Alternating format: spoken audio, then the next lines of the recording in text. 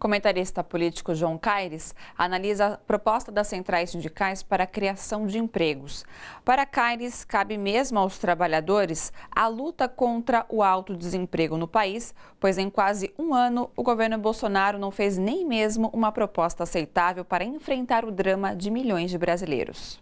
As propostas têm retomada do Minha Casa Minha Vida, que o governo Bolsonaro acabou de tirar da população mais pobre, a questão do Bolsa Família, que ele prometeu pagar um 13º a mais, mas tirou 1 milhão de famílias do Bolsa Família, sendo que esse dinheiro retorna para a economia, os investimentos públicos, o papel do BNDES, toda aquela política que foi feita, que desenvolveu o Brasil, e aí foi bem lembrado pela presidenta nacional do PT, Gleisi Hoffmann, no caso de uma discussão com a comentarista econômica Miriam Leitão.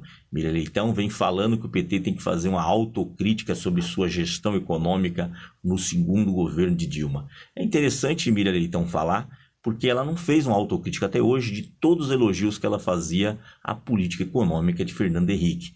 A gente lembra que o Brasil estava como os músicos do Titanic, o navio afundando e ela elogiando, ou seja, o navio afundando e os músicos continuavam tocando. Então, Miriam Leitão, você tem que olhar bem os dados. O que era o Brasil em 2003 e o que era o Brasil em 95. Só para ter uma ideia, em 1995, Fernando Henrique Cardoso recebeu de Itamar Franco o Brasil como oitava economia do mundo.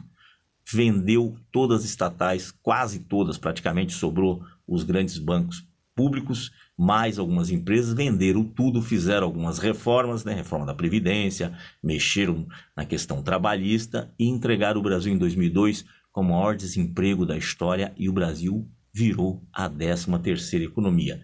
Não teve nenhum tipo de autocrítica de Miriam Leitão sobre isso. Então, nessa briga, né, de autocrítica que a própria Rede Globo fica colocando, que Miriam Leitão faz, ela não coloca os pingos nos is, não coloca os dados, né? Age de uma forma assim intelectualmente falsa, tentando manipular as pessoas. Então isso é muito perigoso, como a gente vê pessoas apoiando o não aumento do salário mínimo, o que gerou muita renda no Brasil. Ou seja, as pessoas passaram a ganhar mais, o salário mínimo teve um aumento de 70% nos governos de Dilma e Lula, e com isso fez a economia circular. Lembramos que no passado o Brasil lutava, né? Tinha o senador Paim lutando pelo salário mínimo de $100, porque o salário mínimo no governo Fernando Henrique era de $80 e passou a mais de 300 nos governos Lula e Dilma. Então é essa discussão que tem que se fazer, porque a gente vê uma briga entre a Rede Globo, né? Miriam Leitão,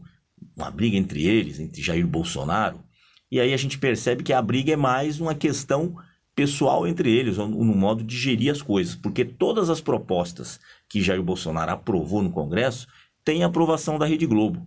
Então, entre a briga de Jair Bolsonaro e a Rede Globo, devemos ficar com a briga, como bem disse o padre Júlio Lancelotti em um dos seus sermões. Gente, bora fortalecer a TVT? É só clicar em inscrever-se e depois clicar no sininho. Pronto! Assim que pintar notícia nova, você fica sabendo no ato.